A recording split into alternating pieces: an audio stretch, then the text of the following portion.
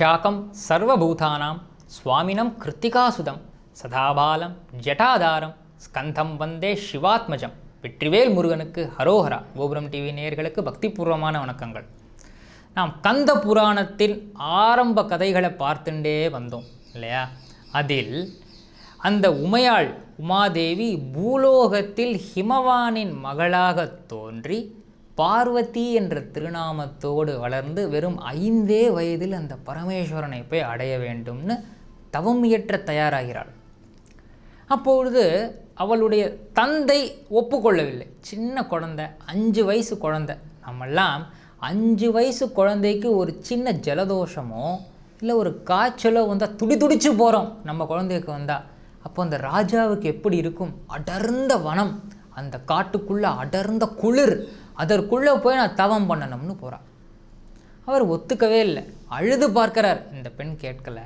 முடியவே முடியாதுன்னு சொல்லி அந்த குழந்தையை அப்படி தள்ளுறாராம். அப்போ அந்த குழந்தையின் கண்களிலிருந்து தண்ணீர் அப்படி கொட்டுகிறதாம். அதை பார்த்ததுமே ராஜாவுக்கு பொறுக்கலை. பார்வதி என் மேலே கோபமாமான்னு அணைச்சிக்கிறாராம் அந்த குழந்தையை எடுத்துட்டு. அப்பா நீங்களே சொல்லுங்கோ, நீங்கள் எவ்வளோ தவம் பண்ணியிருப்பேள், என்கிட்ட எவ்வளோ தடவை சொல்லியிருக்கேள் நான் சிவபெருமானை நோக்கி தவம் பண்ணேன்னு. எனக்கு ஒரு வாய்ப்பு கொடுக்கப்படாதாப்பா, நானும் போய் தவம் பண்ணுறேனேப்பா, தயவு செஞ்சு என்னை விடுங்கோப்பான்னு கெஞ்சினாலாம். 5 வயசு குழந்தை இவ்வளோ பேசியிருக்கா. இவருக்கு தெரிஞ்சு போயிடுத்து, இது சாதாரண குழந்தை கிடையாது, இது அம்பாளே தான் இப்படி வந்து கேட்கறான்னு தெரிஞ்சு போயிடுத்து. இவ்வளோ சொல்கிறல்ல, நீ தவம் செய்வதற்கு என்னென்ன வேண்டுமோ எல்லா வசதிகளையும் செய்து கொடுக்கிறேன். நீ போய் சந்தோஷமாக சுவாமியை மட்டும் நினச்சிட்டு தவம் செய். இப்போ அதெல்லாம் பிரச்சனை இல்லை, நான் பர்மிஷன் கொடுத்துட்டேன். உங்கள் அம்மா விடுவாளோ அப்படின்னு கேட்டார். அப்பா நீ சரி சொல்லிட்டா போதும்பா, நான் போய் அம்மாவை பார்த்துக்கிறேன்ப்பா அப்படின்னு சொல்லி அந்த குழந்தை ஹிமவானின் மடியிலிருந்து குதித்து இறங்கி நேர அம்மா கிட்ட ஓடினாலாம். அம்மா இதெல்லாம் கேட்டுட்டே தான் இருந்தாலாம். அப்பாவும் பொண்ணு என்னென்ன பேசிக்கிறான்னு அம்மா கேட்டுட்டே தான் இருந்தா. அம்மா நான் தவம் பண்ண போகிறேம்மா, அப்பா என்னை போயிட்டு வான்னு சொல்லிட்டாருமான்னு சொல்ல ஹிமவான் பின்னாடியே வந்தாராம். நான் என்னம்மா பண்ணுறது, குழந்தை ரொம்ப அடமாக கேட்குறாமா, அதனால தான்மா சரின்னு சொன்னேங்கும்போது தாயார் மகாராணி மேனை சொன்னாலாம், இது சாதாரண குழந்தை இல்லை அண்ணா, இது அந்த அம்பாளே வந்து பிறந்திருக்கா, அம்பாளின் அவதாரம் தான் இது என்பதை உணர்ந்து கொண்டு இருவருமே மனமுவந்து அந்த குழந்தையை அனுப்புகிறார்கள் வனத்திற்குள்.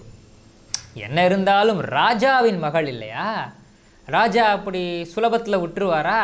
என்ன பண்ணாராம், அவர் எந்த இடத்தில் தவம் பண்ணாரோ அதே இடத்திற்கு போய் அந்த இடத்தை சுத்தம் செய்து அந்த இடத்தில் ஒரு அழகான ஆசிரமம் போன்ற ஒரு குடிலை ஏற்பாடு செய்து கொடுத்து அந்த குடிலில் தன்னுடைய மகளான பார்வதி தங்குவதற்கு என்னென்னவெல்லாம் வேண்டுமோ அதையெல்லாம் ஏற்பாடு செய்து கொடுத்து, அது மட்டும் இல்லாமல் பார்வதிக்கு துணையாக ஏதாவது ஒரு ஆபத்து காலம் என்றால் உதவி புரிவதற்கு 4-5 பணிப்பெண்களையும் அங்கு நியமித்து விட்டு அந்த இடத்தில் எல்லா வசதியும் இருக்கான்னு ஒரு தடவை கிராஸ் செக் பண்ணி கன்ஃபார்ம்லாம் பண்ணிவிட்டு அந்த குழந்தையை அந்த இடத்தில் தாயும் தந்தையும் பத்திரமாக வைத்து விட்டு வருகிறார்கள். கிட்டத்தட்ட குடி வைத்து வரா மாதிரி தானே இது. என்ன ஒன்று, ரொம்ப சின்ன குழந்தை, 5 வயசு குழந்தை, அதை போய் அந்த இடத்துல வைக்கிறா. பக்கத்திலேயே அந்த பார்வதி தேவி எந்த குளத்திலிருந்து வந்தாலும் அதே தாமரை குளம் அந்த இடத்தில் உள்ளது. இப்பொழுது அந்த சின்னஞ்சிறு குழந்தை அந்த இடத்துல விட்டுட்டு வரும்பொழுது கனத்த இதயத்தோடு வருகிறார்கள். பரமேஸ்வரா என் குழந்தையை நீதான் காப்பாற்றணும், எந்த ஆபத்தும் இல்லாமல் அவள் நீதான்ப்பா ஏற்றுக்கணும், சிவசிவா சிவசிவா சிவசிவான்னு சொல்லிண்டே தாயும் தந்தையும் வீட்டிற்கு வருகிறார்கள். தேவி பார்வதி தேவி தவம் இயற்ற ஆரம்பிக்கிறாள். முதலில் பார்வதி தேவி தவத்தை ஆரம்பிக்கிறாள். அடுத்து இப்போ நேர கைலைக்கு போவோம். கைலையில் என்னாகிறது, பிரம்மதேவரின் மானசீக புத்திரர்கள் 4, சனகாதி ரிஷிகள்னு பேர் இல்லையா? சனகர், சனந்தனர், சனாதனர், சனத்குமாரர். இந்த 4 பேரும் பிரம்மதேவரின் மனதிலிருந்து தோன்றியவர்கள். இவர்கள் தோன்றியதுமே பிரம்மதேவர் என்ன செய்கிறார், இவர்களை பார்த்து நீங்கள் சிருஷ்டி காரியத்தை செய்ய வேண்டும் அப்படின்னு இவர்களை அனுப்பிவிடுகிறார். இவர்களோ சிருஷ்டி காரியம்லாம் நாங்கள் செய்ய மாட்டோம், லௌகீகத்தில் எங்களுக்கு எந்த விதமான ஈடுபாடும் கிடையாது, நாங்கள் தவமியற்ற தான் செல்வோம்னு கிளம்பி நேர வைகுண்டலோகம் போய் பெருமாளை பார்த்துட்டு இப்போ நேர திருக்கைலைக்கு வருகிறார்கள். இப்பொழுது இவர்கள் திருக்கைலையை நோக்கி வந்து கொண்டிருக்கிறார்களா. ஒரு புறம் என்னாருது, காஷ்யப ரிஷி, அவருக்கு திதி அதிதின்னு 2 மனைவிகள். அதிதிக்கு பிறந்தவர்கள் எல்லாருமே தேவர்களாகிறார்கள், திதிக்கு பிறந்தவர்கள் எல்லாருமே அசுரர்கள் ஆகிறார்கள். இந்த அசுர குலத்தில் தோன்றியவன் தான் சூரபத்மன் என்ற ஒரு ராட்சசன். அவன் கடுமையான தவங்களை எல்லாம் செய்து மிக பயங்கரமான வரங்களை எல்லாம் பெற்றுவிட்டு தேவர்களையும் மனிதர்களையும் கொடுமைப்படுத்துகிறான். போகிற இடத்திலெல்லாம் அனைவரையும் அடித்து நொறுக்குகிறான். தன்னுடைய சேனையை அழைச்சிண்டு நேர இந்திரலோகம் சென்று தேவர்கள் எல்லாரையும் அடித்து விரட்டி விட்டு இந்திரனையும் விரட்டி விட்டு தேவலோகத்தையே தன் கட்டுக்குள் கொண்டு வருகிறான். இவ்வளவு ஹதங்களை செஞ்சுருக்கான் ஒரு பக்கம். இன்னொரு பக்கம் இமாலய மலைச்சாரலில் தேவி தவம் ஏற்றி கொண்டிருக்கிறாள். திருக்கைலையில் பிரம்மதேவரின் மானசீக புத்திரர்களான சனகாதிரிஷிகள் சுவாமியை தரிசிக்க செல்கிறார்கள். கிழக்கு வாயில் வழியாக அவர்கள் செல்கிறார்கள். கிழக்கு வாயிலின் பாதுகாவலர் நந்திதேவர். நந்திதேவர் அவர்களை பார்த்ததுமே பக்தியோடு அவர்களை உள்ளே அனுப்புகிறார். இவர்கள் உள்ளே போய் சுவாமியை பார்க்கிறார்கள். ஜோதி ஸ்வரூபமாக சுவாமி இருக்கார்.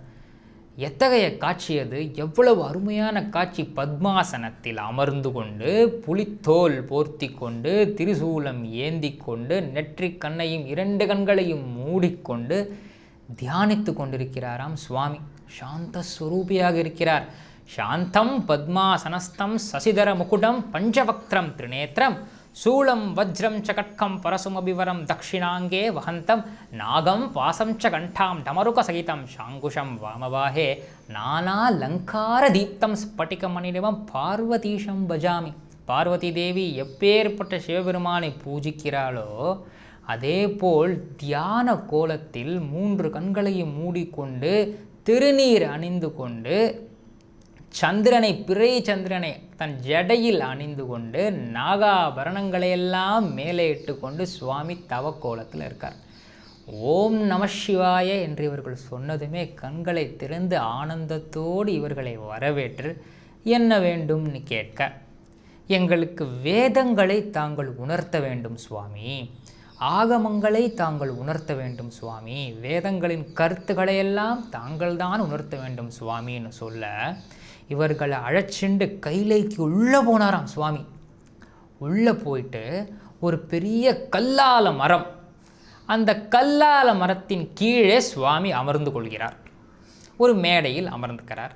கீழே இந்த 4 ரிஷிமார்களும் அமர்ந்து கொள்கிறார்கள். இப்போ சுவாமி எடுத்து சொல்கிறார் இந்த வேதங்களின் வாக்கியங்களை, எல்லாவற்றையும் கேட்டுக்கொள்கிறார்கள்.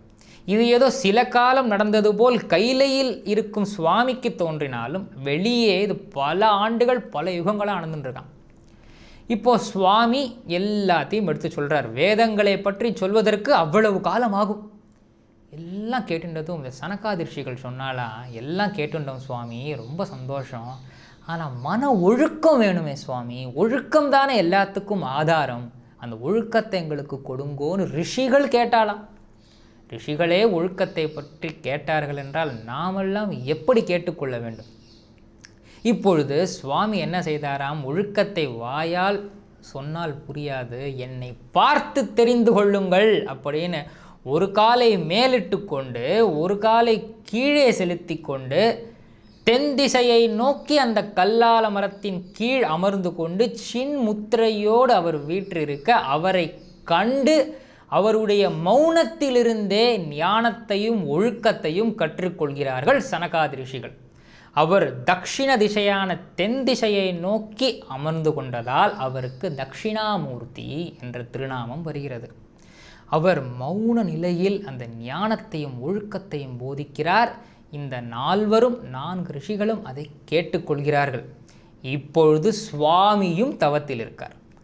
அம்பாளும் தவத்தில் இருக்கா, சுவாமியும் தவத்தில் இருக்கார். ஒரு சத்புத்திரன் நமக்கு பிறக்க வேண்டும் என்றால் தாயும் இறைவனை பிரார்த்திக்க வேண்டும், நல்ல எண்ணங்களோடு இருக்க வேண்டும். தந்தையும் இறைவனை பிரார்த்திக்க வேண்டும், நல்ல எண்ணங்களோடு இருக்க வேண்டும். இது பூலோகவாசிகளுக்கு பொருந்துமா என்றால் அந்த சாம்ப பரமேஸ்வரனுக்கும் பார்வதிக்குமே இது பொருந்துகிறது. சுப்பிரமணிய சுவாமி அவதாரம் செய்ய வேண்டுமென்றால் இவர்கள் என்ன செய்ய வேண்டும்? சிவமும் சக்தியும் இணைய வேண்டும். அதற்காக இருவருமே தவம் இயற்றுகிறார்கள். இது பூலோகவாசிகளுக்கான நம் அனைவருக்குமே பொருந்தும். இப்பொழுது தட்சிணாமூர்த்தி பகவான் சிவபெருமான் தன்னுடைய தவத்திலிருந்து எழுந்தாரா, பார்வதி தேவியை மனம் முடித்து கொண்டாரா, கந்த பெருமான் தோன்றினாரா என்பதை வரும் பகுதிகளில் காணலாம். கோபுரம் டிவி நேயர்களுக்கு நன்றி கலந்த வணக்கங்கள். விதம் விதமான பக்தி நிகழ்ச்சிகளை உங்களுக்காக தந்து கொண்டிருக்கிறது உங்கள் கோபுரம் டிவி. உங்களுக்கு பிடித்த நிகழ்ச்சிகளை லைக் செய்யுங்கள், உங்களுக்கு பிடித்த மாணவர்களுக்கு ஷேர் செய்யுங்கள். மேலும் சப்ஸ்கிரைப் செய்வதோடு மட்டுமல்லாது அருகில் இருக்கும் பெல் பட்டனை கிளிக் செய்து கோபுரம் டிவி நிகழ்ச்சிகளை உடனுக்குடன் தெரிந்து கொள்ளுங்கள். மற்றும் ஒரு மகிழ்ச்சியான செய்தி, கோபுரம் டிவி ஆப்பை கூகுள் பிளே ஸ்டோரில் ஃப்ரீ டவுன்லோட் செய்து கோபுரம் டிவி நிகழ்ச்சிகளை தொடர்ந்து கண்டுகளியுங்கள், பாருங்கள், ரசியுங்கள், பரவசமடையுங்கள். gopuramtv.com பக்தி பக்திமயம்.